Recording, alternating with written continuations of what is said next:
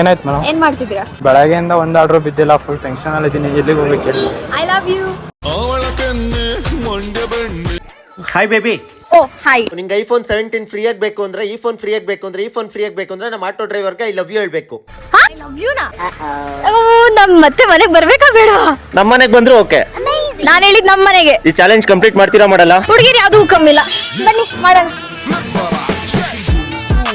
Hello, ಹೇಳಿದ್ರಾ? ಏನಾಯ್ತು madam? ಏನ್ ಮಾಡ್ತಿದ್ದೀರಾ? ಬೆಳಗ್ಗೆಯಿಂದ ಒಂದು ಆರ್ಡರ್ ಬಿದ್ದಿಲ್ಲ, ಫುಲ್ ಟೆನ್ಷನ್ ಅಲ್ಲಿ ಇದ್ದೀನಿ. ಎಲ್ಲಿಗೆ ಹೋಗ್ಬೇಕು ಹೇಳಿ? I love you.